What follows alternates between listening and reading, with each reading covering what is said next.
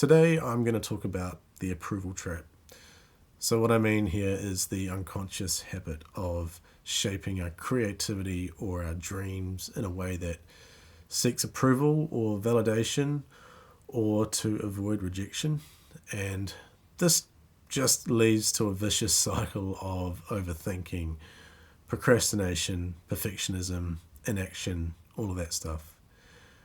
I think this habit comes about because at some point in our life we make a decision unconsciously that the pain or the discomfort of being in that vulnerability that we need to feel when we're in alignment with ourselves, when we are in our authenticity, that is greater than the pain of living out of alignment with ourselves and making decisions that give us a false sense of protection or comfort or control or safety.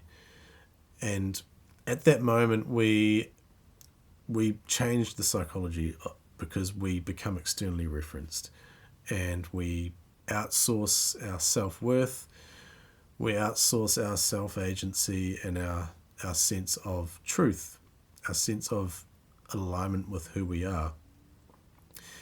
And at this current time that we live with social media, as we all know, there are infinite sources out there, all too happy to tell us what our truth should be, all too happy to tell us that we're not good enough, we need to keep changing, we're not enough, all of those messages.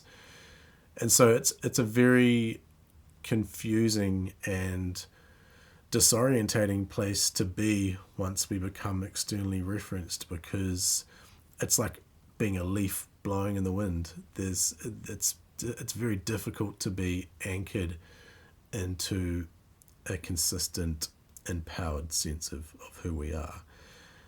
And in spite of that pattern still goes, and that illusion that we're gaining something from this sense of safety still keeps going. It's like a flywheel that keeps going, and it becomes a tension. The longer we stay disconnected from our truth, the more normalized this becomes.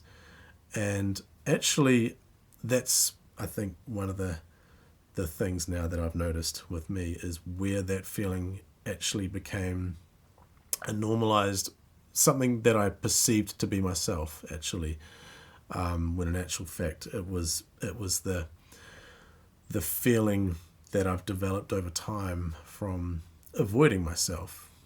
And this is, for me, this has come about as a quiet kind of whispering over time, and the gradual feeling or the discomfort that I feel from being out of alignment has grown greater and greater and greater, to the point now where actually it's more uncomfortable for me to continue making those decisions than it is to start turning inward and having an internal reference point, which is really what we start to get in touch with when we turn towards that vulnerability and turn towards what is actually coming up for us when we sit in that place and be still there and allow, with a sense of trust, for something to arise in that place.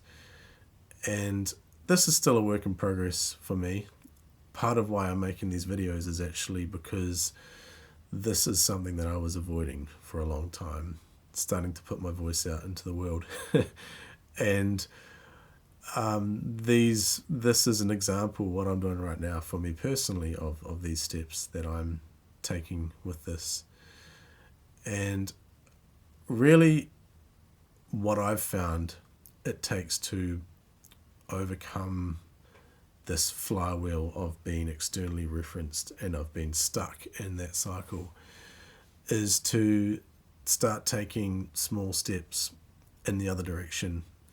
It's not something that is going to happen overnight, but there's always a step that you can take, and that's really what I kind of want to focus on with this video. And there's kind of three things really that I think anyone who's stuck in that flywheel of the approval trap can start to do to gradually move out of that. And the first thing is leaning into, if something is uncomfortable or vulnerable, lean into it with curiosity and gentleness, and start to actually just gently engage with what that is. And for a start, it's just feeling what that is, and then gradually, when a sense of there might be an awareness of something to take action on, and then that's something else to get curious on, or something, words of truth to speak in a particular moment. And that's where I'm at now. I'm getting curious about actually acting on what it is that arises from that place for me.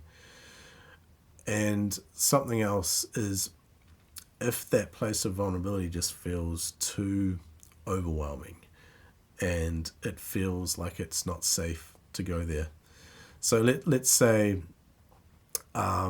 you want to do public speaking or of some form, and that fear is so overwhelming that you can't take any action on it whatsoever. Then working backwards from that to a point where it does feel safe to start taking a first step towards that.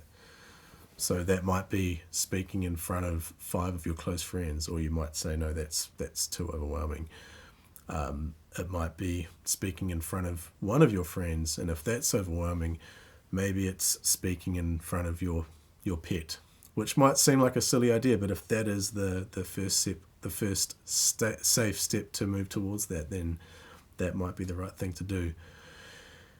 And what I did to overcome with these videos is I recorded for 30 days without the intent of sharing them with anyone, and that was a way that I've started to overcome this for myself in terms of approaching some of these things.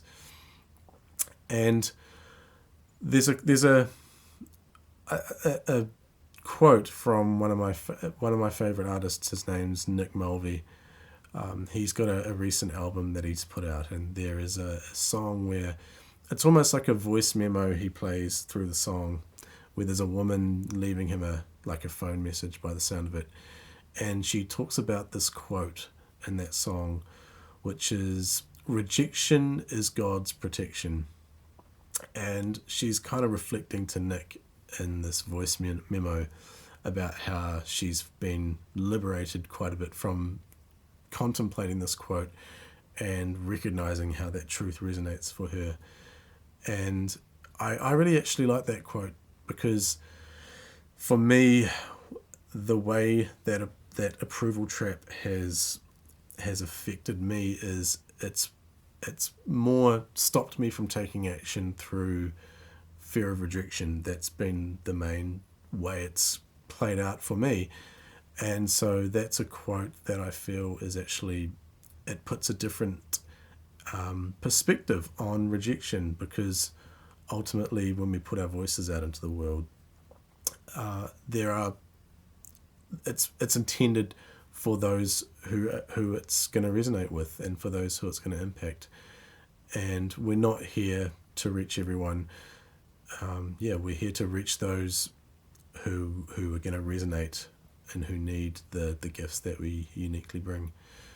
So that's my little reflection for today, and thanks for watching this, and I would love it if you could like this video and subscribe to my channel if you found that helpful. Cool, thank you.